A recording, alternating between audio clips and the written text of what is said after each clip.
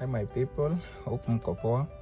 So leo nimekuja kuonyesha how to download a video direct from YouTube.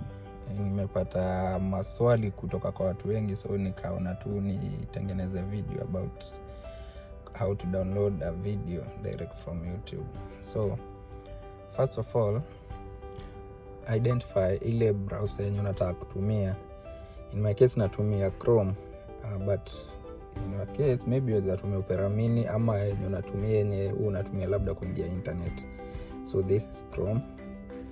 Hapa unaandika youtube.com na search.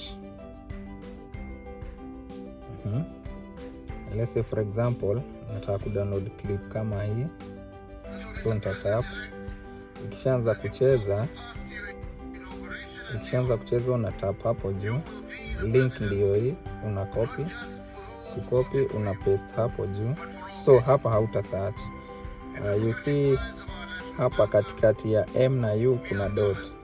Hiyo dot unaweka hiyo kasa inaenda hapo kwa dot. So una delete everything yenye iko huko nyuma, unabaki na youtube.com. So una type S, then una search. So ukiclick search, search alafu ikuletee your video is ready. So what you'll do, utaangalia hapa download, itakuletea resolution. So kama hii inakwambia weza download 720 na 360 ama MP4. In my case na download hiyo 720, so you just tap download. So kisha tap download, unaona inakuja hapa juu, inaanza kudownload, na hivyo ndio isha download. File ya 7.74 MB ime download na less than 1 minute. So una open. Wow! So ukifungua video utaipata hapa, ndio hii ya kwanza hii hapa.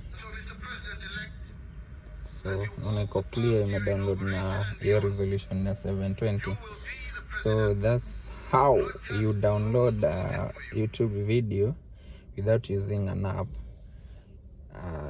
In case kama uko na swali, unaweza angusha hapo kwa comment section, ama any suggestion.